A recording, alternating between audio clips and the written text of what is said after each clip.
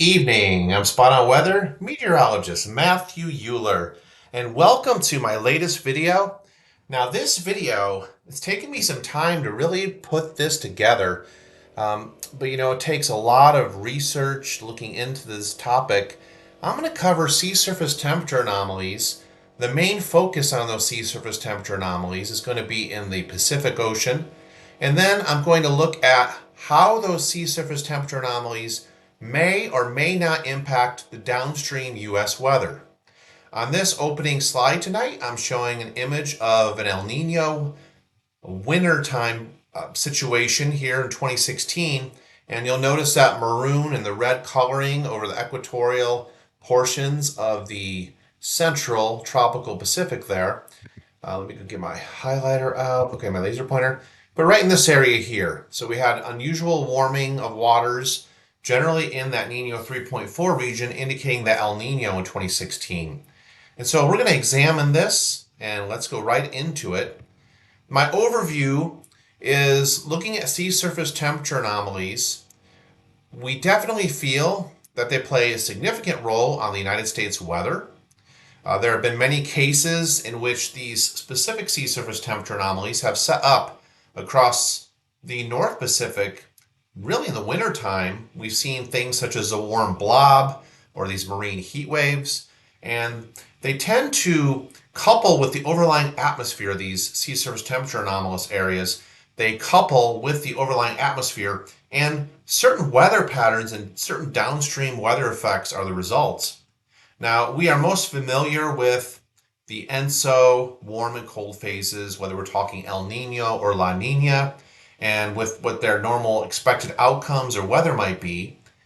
But we also need to look in the Pacific Ocean as far as the sea surface temperature anomalies at things such as the Pacific Decadal Oscillation, that's the PDO, as well as I just already mentioned, the marine heat waves. For example, the warm blob, and how that might really impact the coupling effect to the overlying atmosphere. Now, in this brief, I take a look at the cooler and the warmer, the wetter and the drier U.S. weather months, and then the placement of the sea surface temperature anomalies at that time across the Pacific Ocean.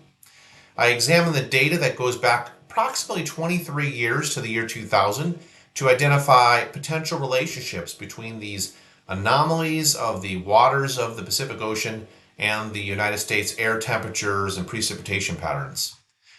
My main focus in this brief is on the Mid-Atlantic region as far as anomalies. When I identify the wetter, drier, cooler, warmer periods, my main focus is on the Mid-Atlantic region in the United States, but I do show entire maps for the whole U.S.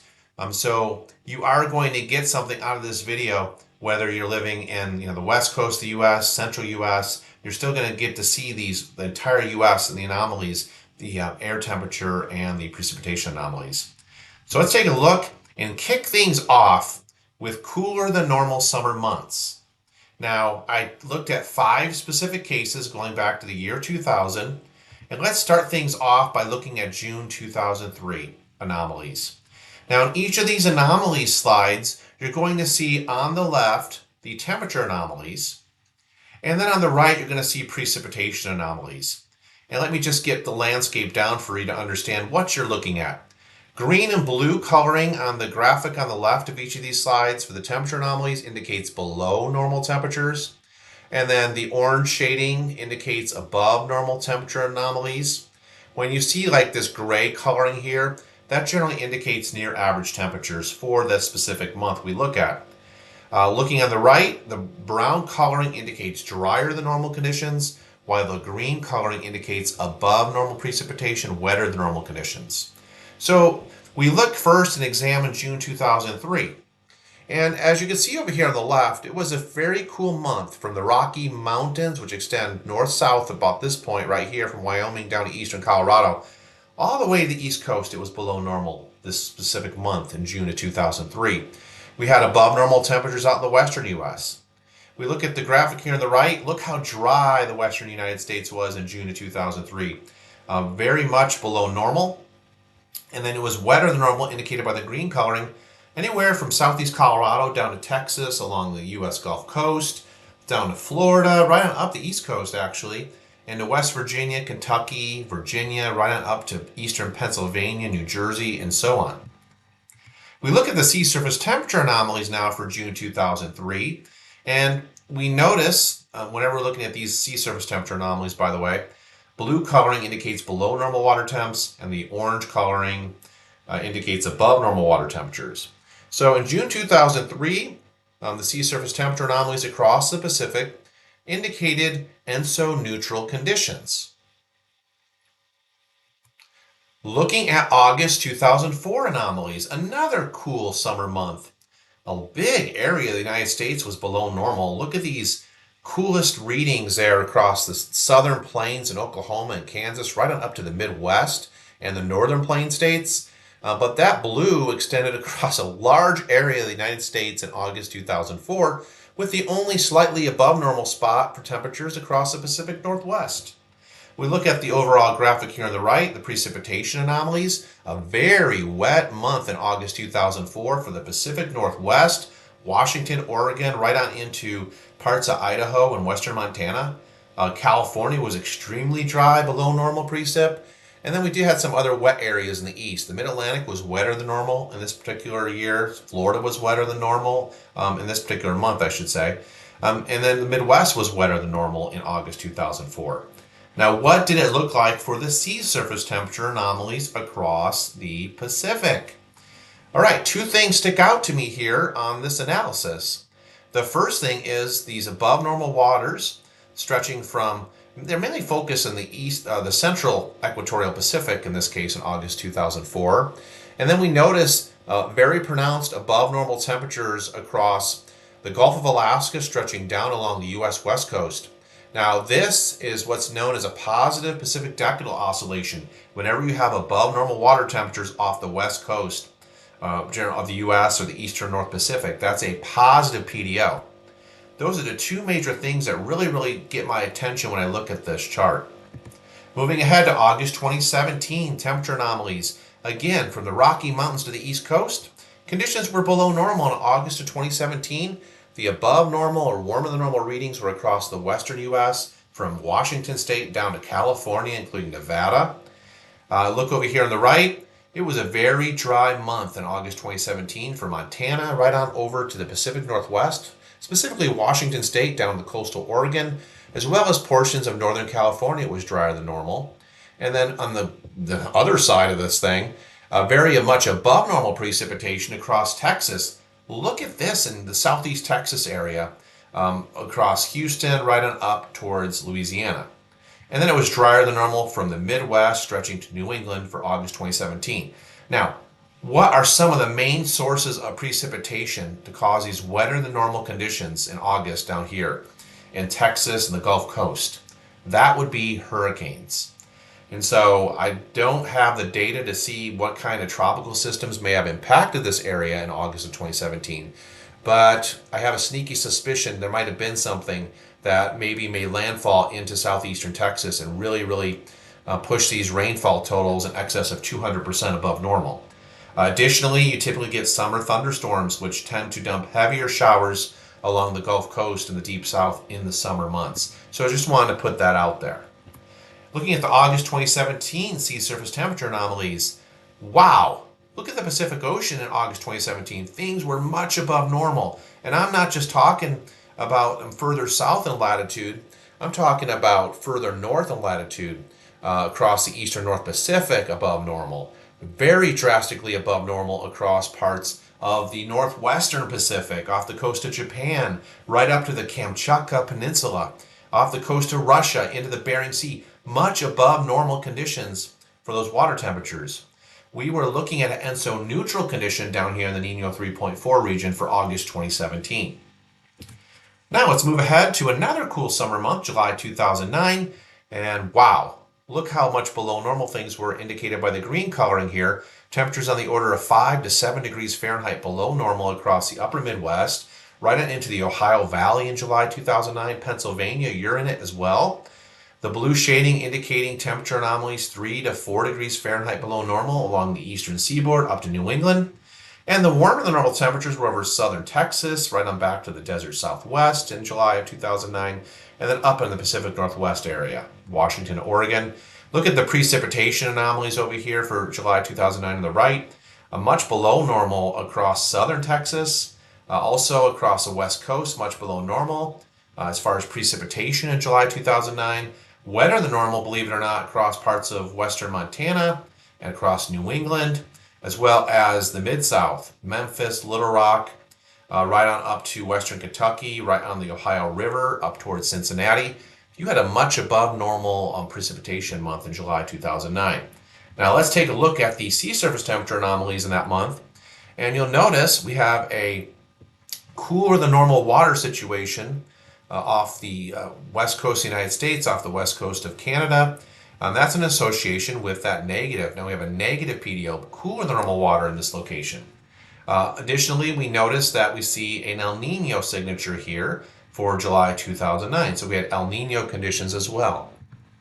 And then finally, we look at July 2014 temperature anomalies on the left here. And the Midwest had a very cool month in July 2014. From the Mid-South, Memphis, Little Rock, up to St. Louis, Des Moines, right on east towards Chicago, Peoria, Springfield, right to Indianapolis, and right on up to the lower portions of Michigan. Much below normal. We're talking 4 to 6 degrees Fahrenheit below normal mean temperatures for July 2014. Cooler readings also spread to the East Coast and right on up to Pennsylvania and New York State, with above normal readings in July 2014 across the western U.S. Looking at the precipitation departure from normal map on the right, for July 2014 showing much below normal across Southern California, as well as across the northern portion of the United States, down also into parts of Nebraska, Kansas, Missouri, eastern or western Kentucky, and northwestern Tennessee, and then drier than normal conditions for southern Mississippi, Alabama, Georgia, and the Florida Panhandle there.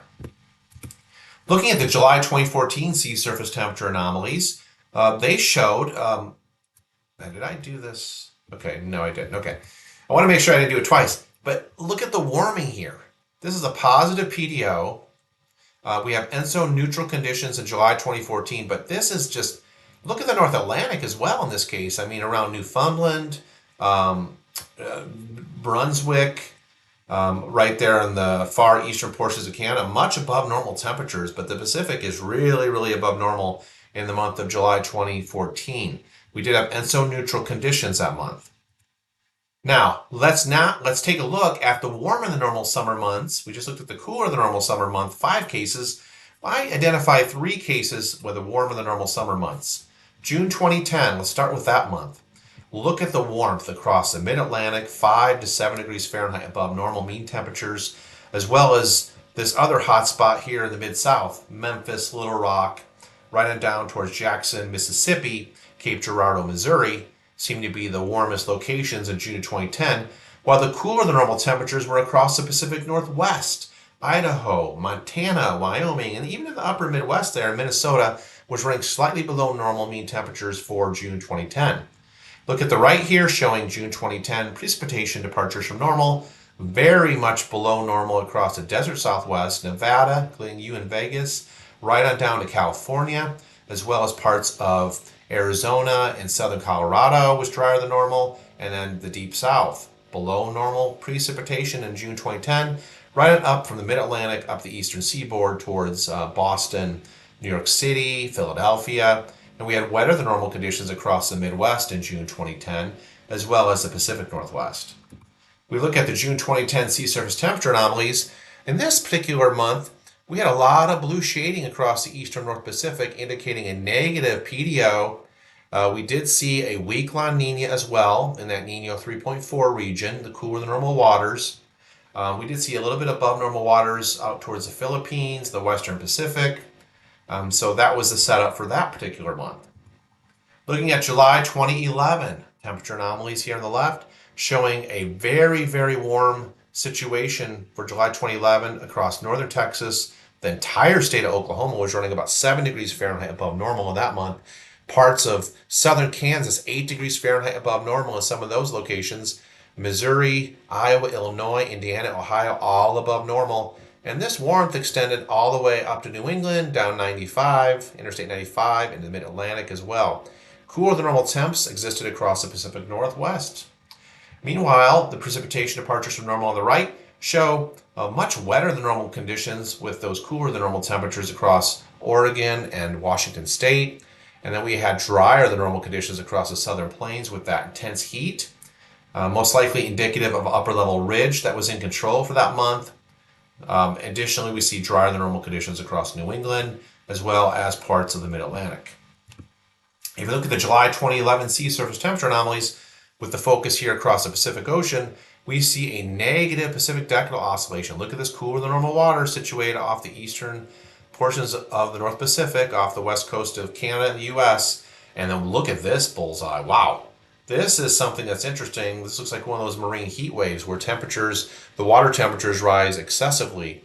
And we're looking at up to 9 degrees Fahrenheit above normal water temperatures across the central North Pacific, north of the Hawaiian Islands in July 2011. Additionally, we see the signature of a weak La Nina occurring.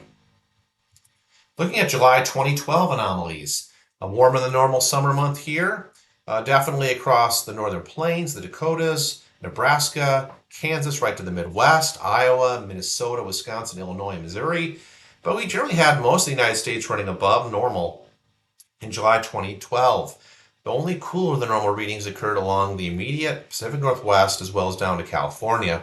And there was a little bit of cooler than normal temperatures across southeast Texas and southern Louisiana. Looking at the departures from normal precipitation on the right, showing a lot of below normal brown colors here across the same locations that are experiencing well above normal temperatures in July 2012. Right here across the Dakotas, Nebraska, Iowa, Illinois. And we also saw below normal precipitation across Maine, parts of New York State, Vermont, New Hampshire, Massachusetts. Also down to Florida, it was below normal in July 2012, the precip. Looking at the July 2012 sea surface temperature anomalies with the focus on the Pacific, showing a ENSO neutral condition for this particular month, as well as look at these below normal temperatures again across the eastern North Pacific in association with a negative PDO. Now you do see the anomalously warm area still across the central North Pacific on the order of 7 to 8 degrees Fahrenheit above normal at this location. We also saw above normal water temperatures across just off the eastern coast of Russia, as well as southwest of the Kamchatka Peninsula. Looking now at the colder than normal winter months, I looked at 6 cases of this, starting with December of 2000. And boy, this was a teeth-chattering, bone-chilling month for the central U.S., the Midwest, right onto the eastern seaboard. But the bullseye, the coldest temperatures in December 2000 was over Iowa, Illinois, and northern Missouri and southern Minnesota. The mean temperatures were running 13 to 16 degrees Fahrenheit below normal for the month of December. But even the purple coloring goes all the way to east towards North Carolina, Virginia, right to Pennsylvania. So much below normal in December 2000 for those locations. The above normal area was across the desert Southwest, including California. Looking at the precipitation departures from normal, it was overall a fairly dry month, below normal precipitation for many of us in the United States, specifically in the desert Southwest, California, Nevada, southern Arizona, southern New Mexico, right to the El Paso area of Texas. Additionally, below normal across Nebraska, Kansas, eastward towards Illinois, Missouri. And then look at northern central Florida, man. They really got it. Below normal precipitation for the month of December 2000, as well as the mid-Atlantic. Looking at the December 2000 sea surface temperature anomalies, with such an extreme in the temperatures, how did things line up? Okay, there was a moderate La Nina. That's the main thing right here. See that moderate La Nina, the blue coloring, cooler than normal waters? You really don't see any kind of marine heat wave or exceptionally warm waters in the central North Pacific in this case, but you do see below normal water temperatures across parts of the northern Pacific. Looking at December 2005 temperature anomalies here on the left, again, another cold month, green coloring indicating temperature values ranging 5 to 7 degrees Fahrenheit below normal. Out in the western U.S., you're generally going to see much warmer than normal temperatures. And then look at over here on the right, how dry, look at the brown coloring here across the desert Southwest, as well as Texas. The entire state of Texas was well below normal in December 2005. So just really, really interesting. You do see above normal precipitation with the storm track further north into Northern California, into Oregon, as well as southern Idaho. Looking at the December 2005 sea surface temperature anomalies, that was indicating a weak La Nina across the Pacific. Looking at December 2009 temperature anomalies on the left, whoa, almost the whole United States from coast to coast was below normal for air temperatures, with the greatest anomalies occurring across the northern plains, eastern Montana right down to the western Dakotas and Nebraska and northern Kansas. The green coloring going all the way down to the Texas Gulf Coast. But there is just not much orange shading. It's all blue, green, and purple, which indicated the month of December 2009 was definitely colder than normal across much of the United States. We look at the precipitation. Look at this. Well above normal across southeast Louisiana, South Mississippi, right on into South Alabama, including Mobile, right on up into the mid-Atlantic, the Carolinas, right to Virginia, and working its way up the coast. Another very much above normal area was the northern plain states, the Dakotas, Minnesota. It was drier than normal across the Pacific Northwest. Looking at the sea surface temperature anomalies in the Pacific for December 2009, there was a strong El Nino signature from off the coast of Peru, South America, extending westward into the central equatorial Pacific. And there were below normal water temperatures further north across the Gulf of Alaska, right on down off the coast of Canada. So this is starting to take more on the form of a negative PDO at this point. We look at the December 2010 anomalies, temperature anomalies here on the left. Oh my, if you were living in Florida in December 2010, you were freezing. We're talking temperatures in the order of 11 to 12 degrees Fahrenheit below normal for you in Orlando, for you in Tampa Bay, 11 degrees Fahrenheit below normal. And then that purple coloring goes all the way up into coastal Virginia, the coastal Carolinas, all the way back west towards Illinois, the Ohio River Valley, Kentucky, and eastern Tennessee.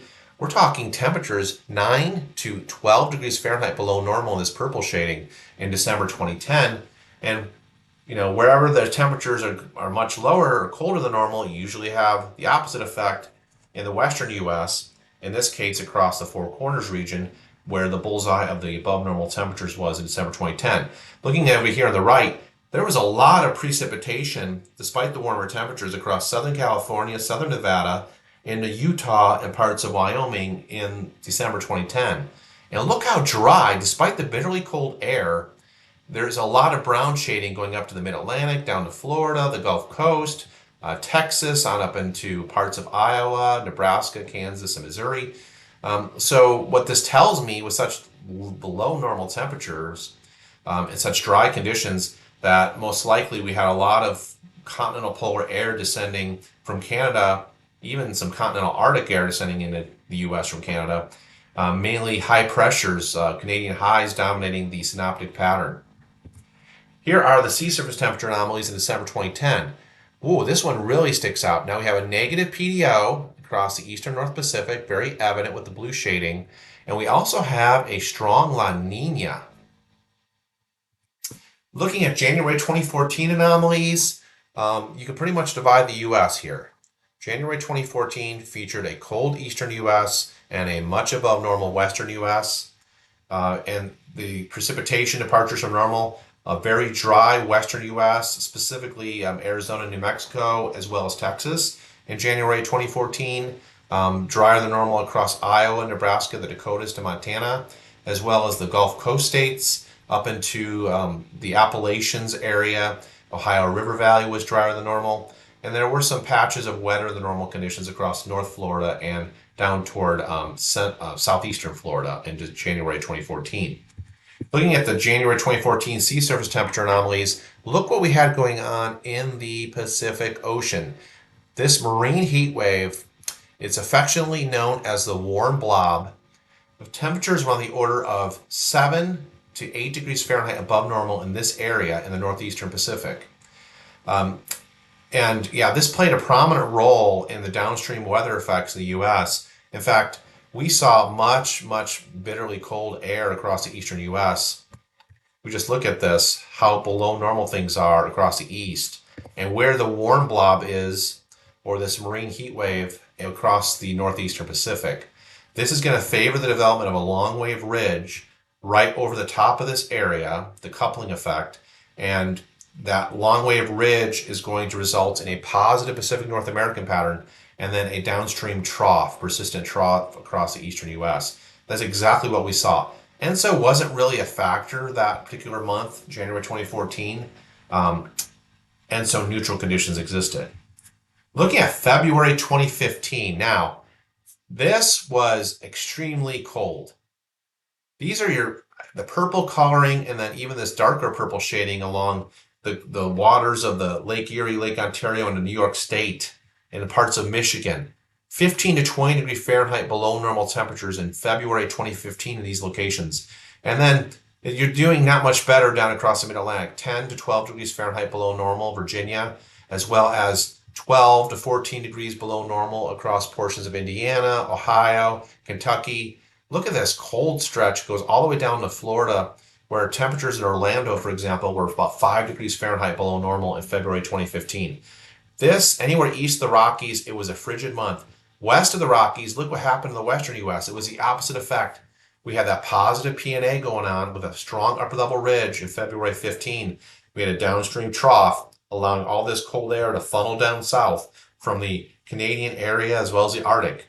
Look at the precipitation departures from normal over here on the right, showing fairly dry conditions across Nevada, Utah, Colorado, as well as California, specifically Southern California, Southern Arizona, New Mexico, and look at right along the Gulf Coast, Interstate 10, Houston, Beaumont, right on over towards New Orleans, Biloxi, Mobile, Pensacola, drier than normal month of February 2015. Also was drier than normal across the upper Midwest, as well as the Ohio Valley and parts of northern New England. Looking at the February 2015 sea surface temperature anomalies, in this case, look at this. Look how much above normal the water temperatures are off in the eastern North Pacific, off the west coast of Canada, from the Gulf of Alaska south, off the west coast of U.S., off the west coast of Baja. Oh, wow. This is extremely strong positive PDO. And then we had a weak El Nino to boot in that time period. We did have some below normal temperatures across the northwestern Pacific. Now let's look at the 6 cases of warmer than normal winter months, starting with January 2006. Much above normal, and I'm not just saying much above normal. I should probably change that to much, much above normal, specifically across the northern plain states, 13 to 17 degrees Fahrenheit above normal in January 2006. Chicago was wondering where winter was. Des Moines, Iowa, you were wondering when winter was. You're running 12 to 13 degrees Fahrenheit above normal. All the way to this deep south, up the East Coast, New England, Boston, 6 degrees above normal the mean temperature in January 2006. There wasn't a lot of cooler than normal blue coloring here, was there, in January 06? Looking over here on the right, it was a very dry month. Southern California, Palm Springs, right on into portions of Arizona, including you in Phoenix, as well as New Mexico, Albuquerque, right on over to Amarillo, Interstate 20 area, right on up to Kansas, very below normal, Montana, parts of the Dakotas, Minnesota. We had above normal precipitation in January 2006 across the Pacific Northwest and across portions of the Midwest, northern Illinois to the lower portions of Michigan. Milwaukee was above normal. Another stretch above normal precip from Memphis, working northeastward towards Lexington, Kentucky. And then also it was above normal precip across New England. What were the sea surface temperature anomalies in January 06 in the Pacific? See the blue shading here, indicative of a weak La Nina. We really don't see a strong PDO signal here in the eastern North Pacific, and we really don't see any major marine heat waves across the northern latitudes of the Pacific Ocean either. Looking at December 2006, another above normal month as far as temperatures for the upper Midwest, the eastern Dakotas, Minnesota, Iowa, as well as New England area. Warmer than normal temperatures extended all the way down to Florida. We did have a slightly cooler than normal conditions across Arizona and New Mexico, as well as West Texas. Looking at the precipitation departures from normal over here on the right, December 06. Again, drier than normal across Southern California into parts of southern Arizona, southern New Mexico, stretching toward the El Paso area of Texas. Well above normal. You can see where the storm track was. This is where it was depositing excessive amounts of precipitation well above normal. We're talking on the order of 250% above normal. Eastern Colorado, you guys were loving it because ski country was probably very happy that particular month, as well as western Kansas, Nebraska. But look how dry things are further east. From Atlanta, working our way northward to Nashville, as well as Kentucky, Charleston, West Virginia, as well as Virginia itself, Washington, D.C., you were below normal, drier than normal, all the way up to Boston, including New York City. Here are the sea surface temperature anomalies. December 2006 showed a weak El Nino, and then we also had a negative PDO. This wasn't a very strong negative PDO like we've seen in previous slides tonight, but you do see that lighter blue shading indicated cooler than normal waters across the eastern North Pacific. Looking at December 2015 now, look at this. Now, I remember this one specifically here in southeastern Virginia. This was just a abnormally warm month of December. And we're talking anywhere in this brown shading. Number one, what's really impressive is the spatial extent of this brown shading. That indicates temperatures were running 10 to 15 degrees Fahrenheit above normal in here. That's just absurd for a mean temperature. And then further out west in California, you were actually slightly cooler than normal. Nevada, Las Vegas had a slightly cooler December in that year, as well as portions of Arizona, Utah, Colorado, as well as Wyoming. Look at where the storm track was. Right back here in the Midwest, you see two distinct stripes of well above normal precipitation from Iowa extending northeast to Wisconsin. There's another stripe of excessively heavy precip from eastern Oklahoma working its way northeastward to Missouri and Illinois. We had another third stripe of well above normal precip from Biloxi, Mississippi, working our way northeast towards Montgomery, Alabama, Atlanta, Georgia, as well as the Carolinas. And look at the dichotomy here of Florida. Drier than normal in the northern part of the state, but wetter than normal in the southeastern portion of the state. So quite a difference there if I were to draw a line right across the state of Florida. And then it was drier than normal across Southern California, Las Vegas area, the deserts, including Palm Springs, as well as southern Arizona. Now let's look at the sea surface temperature anomalies for December 2015, and we got ourselves a very strong El Nino. A positive PDO by this lighter orange shading there off in the eastern North Pacific.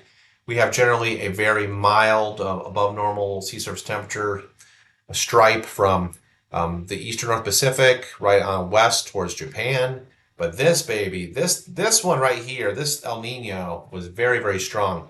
And you see even over the North Atlantic off the East Coast, well above normal water temperatures. It was such a mild month. I remember it very well. February 2017, wow.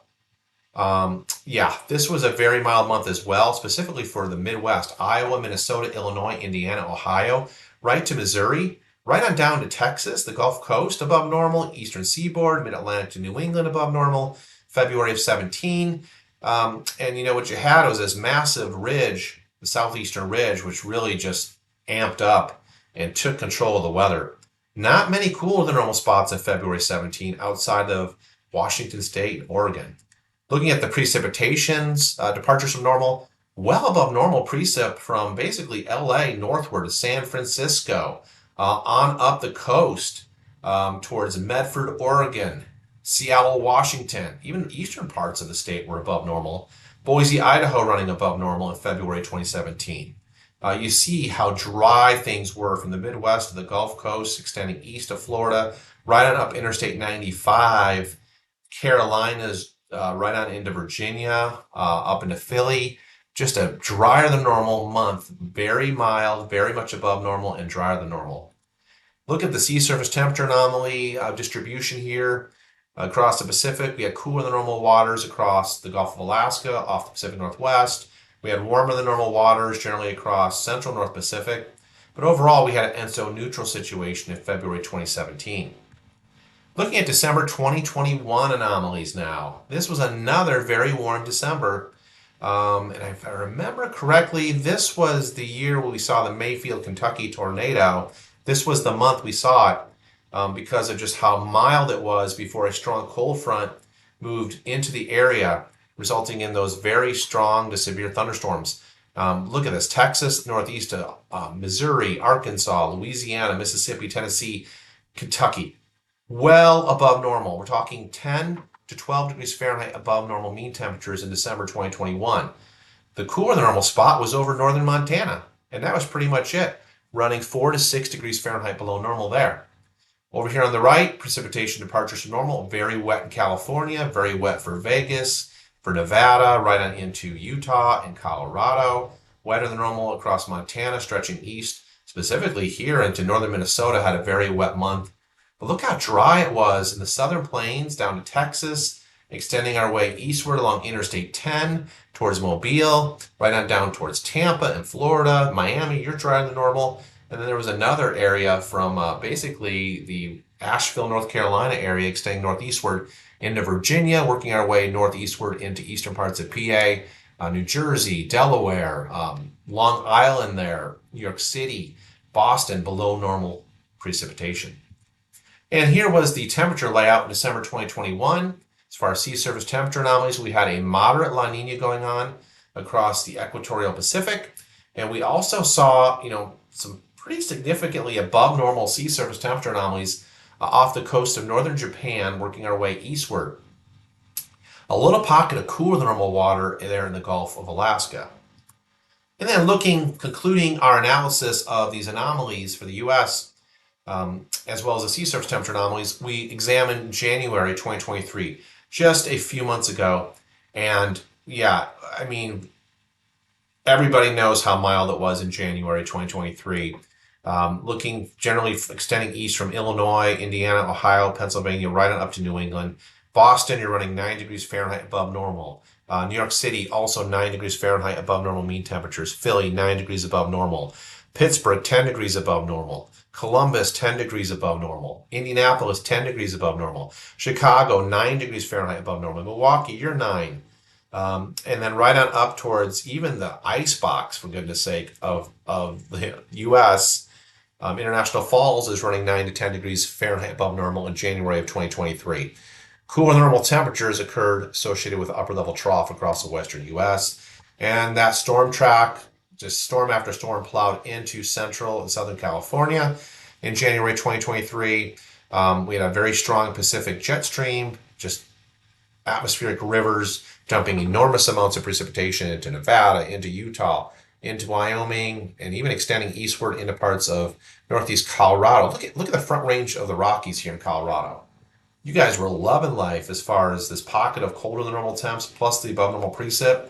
The ski resorts were just rejoicing. And then down here in Florida, look at the dry anomalies. Drier than normal in Florida, drier than normal in Texas, drier than normal across the northern plains of the Pacific Northwest, drier than normal for you in DC and you in Arlington, Virginia, for you in Winchester, Virginia. Wetter than normal in January 23 across parts of New England. Here was the January 2023 sea surface temperature anomalies. We saw a weak La Nina, okay? And it was beginning to transition toward enso neutral conditions by late January. But we did see much above normal water temperatures across the northern Pacific. There really wasn't much of a signature of a PDO pattern. It looked fairly neutral at this point. Near normal water temperatures off the west coast of the United States. So this is really what was happening in January 23. We also had warmer than normal waters across the western Pacific, which we would expect with a La Nina. All right, so bottom line, let's examine the summary of my findings for the summer months. So we examined the cases of cooler than normal summer months, wetter than normal summer months, warmer than normal, and drier than normal summer months. During cooler, wetter than normal summer months, I discovered there was 2 cases of neutral ENSO conditions. There was 1 case of El Nino, and there was 1 case of a negative PDO. Now, I didn't examine the other teleconnections in relation to the Pacific sea surface temperature anomalies in North Pacific. I didn't examine other teleconnections, which definitely could be delved into further with further research. I didn't look at the strengths of the PDO, specifically for classifications. I didn't look at the strengths of the El Nino or La Ninas here. I just looked at what I saw. During cooler, drier than normal summer months, there was 1 case of a neutral ENSO, and there was one case of El Nino, and there was also one case of a negative PDO. During warmer, wetter than normal summer months, there was one case of neutral ENSO conditions and one case of a negative PDO. Okay. And then during warmer, drier than normal summer months, there were 2 cases of La Nina and there were 2 cases of a negative PDO. Moving on to the summary of findings for winter months, during the colder, wetter than normal winter months, there was 1 case of La Nina and 1 case of El Nino. Now, again, when I talk colder, warmer, wetter, drier than normal, I'm specifically focused on the mid-Atlantic region of the United States, but you can easily go back and look at my graphs, my anomaly charts of the US, and totally pause the video and look to see pause my SST, my sea surface temperature anomalies, and figure out what it was like in your area. During colder, drier than normal winter months for the mid-Atlantic, there were 2 cases of La Nina, 1 case of a neutral ENSO, 1 case of El Nino, 1 case of a negative PDO, and 1 case of a positive PDO. So the colder than drier than normal winter months for the mid-Atlantic, it shows quite a variety of conditions actually. Now, during warmer, wetter than normal winter months across the mid-Atlantic, there was 1 case of El Nino and 1 case of a positive PDO. And then during warmer, drier than normal winter months, there were 3 cases of La Nina, which you would expect for the mid-Atlantic. It's typically more warmer than normal in La Nina winters. 1 case of neutral ENSO conditions, 1 case of El Nino, which is a little bit surprising, but just depends on the strength of the El Nino. And then 1 case of a negative PDO. And then overall, in conclusion, my summary of findings. So based off these findings, I discovered that neutral ENSO, 3 cases, and El Nino conditions, 2 cases, generally favor cooler, wetter than normal summer months for the mid-Atlantic.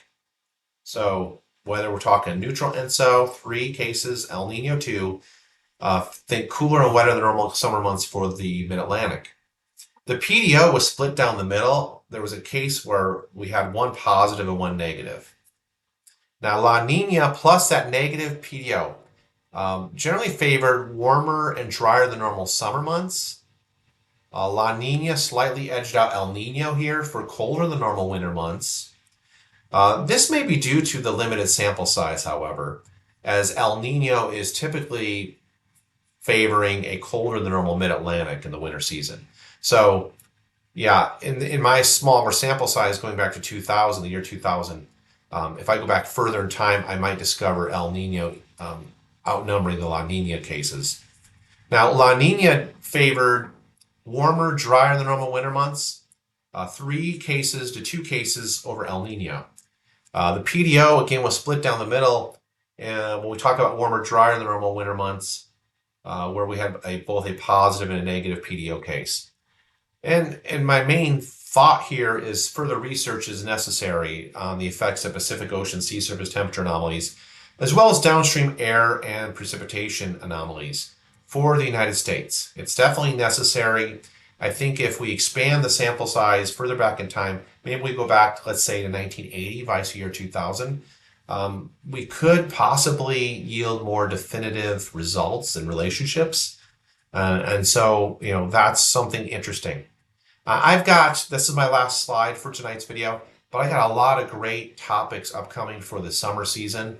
I will focus on some videos on El Nino, the upcoming El Nino, and you'll see those coming up. I also plan to continue to do my monthly summaries after each month, how the month turned out across the United States. Additionally, I have a lot of other interesting topics that I plan to share in videos, so please stay tuned for that. This type of research, again, takes some time. It's like 47 to 48 slides here I'm putting together tonight for you. And it definitely takes some time to put this stuff together and really, really analyze the results. So anyway, that's all I've got for the night's video. I appreciate you subscribing to Spot on Weather, the YouTube channel here. More interesting videos to follow, so stay tuned. Until next time, everybody, take care and God bless.